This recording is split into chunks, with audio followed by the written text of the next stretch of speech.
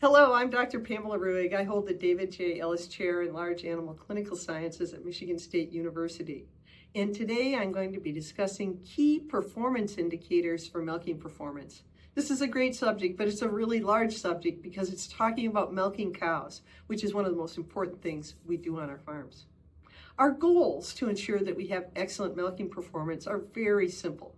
We want to attach a milking unit to a clean, dry, well-stimulated teat.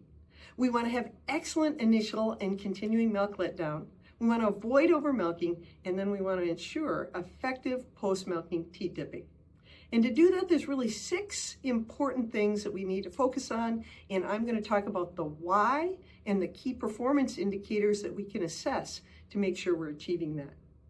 The first aspect of an effective milking performance is to make sure we're pre-dipping well.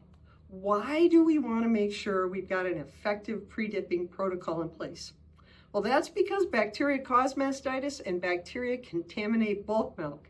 And the use of effective pre-dipping protocol reduces bacteria on teat skin 5-fold, which reduces the risk of new intramammary infections, new mastitis, and results in cleaner bulk take milk.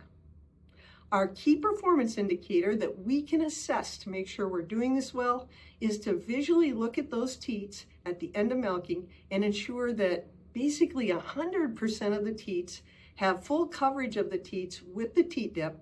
And importantly, we need to leave that pre-milking teat disinfection on the teats for 30 seconds to allow for effective kill before we remove it. That means our milking protocols have to be designed to allow 30-second contact time of the pre-dip.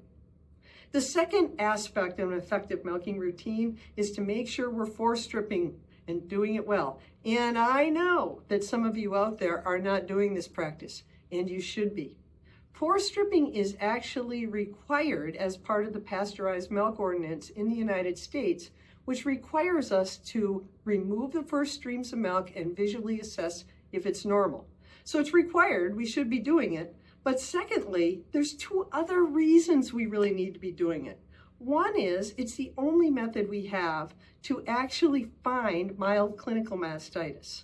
Because mild clinical mastitis, only the milk's abnormal, there's no other signs. And then secondly, and listen to this, those of you who aren't doing forestripping, it is the most effective method to stimulate milk letdown.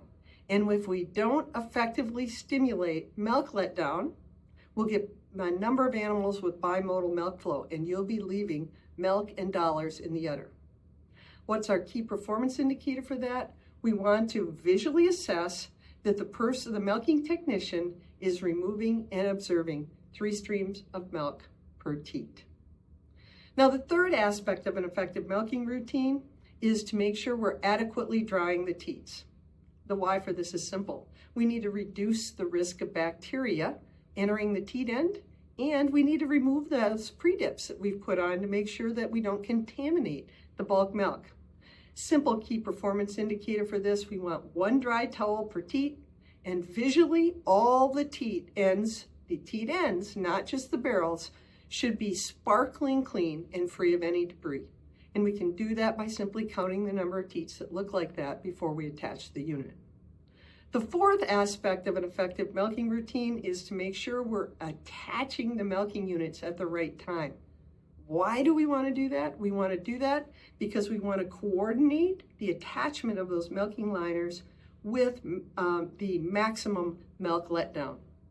And we have to allow for enough time from that stimulation until to allow for the hormone oxytocin to be released and circulate to allow for that effective milk letdown. Our KPI for that is simple. We call it the effective prep lag time. And prep lag time, the time between stimulation and unit attachment, should be a minimum of 1 minute and can go up to 2.5 minutes. So we have to design our milking procedures and protocols to allow for 1 to 2.5 minute prep lag time.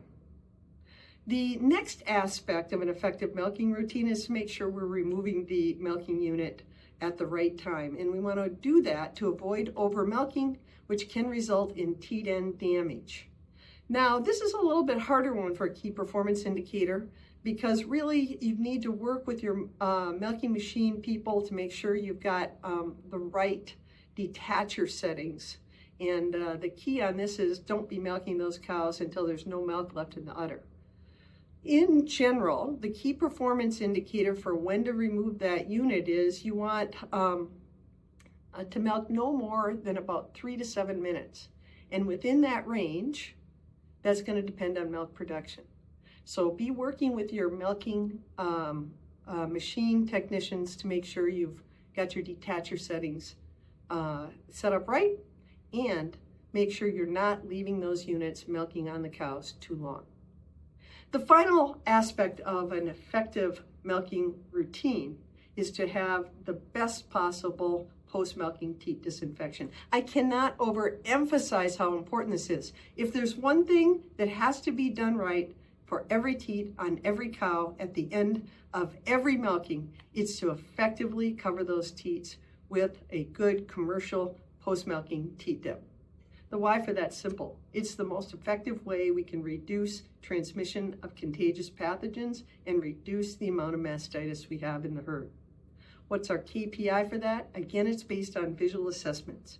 We need to have 100% of the teat ends, in other words, a drop of teat dip coming off the end of those teat ends, and we need 75% of the teat barrel covered with a good commercial effective teat dip. Now, those are our key performance indicators for milking performance. If you're interested in more depth information about this subject, I'd encourage you to look at our 7 Habits of Highly Effective Milking Routines video.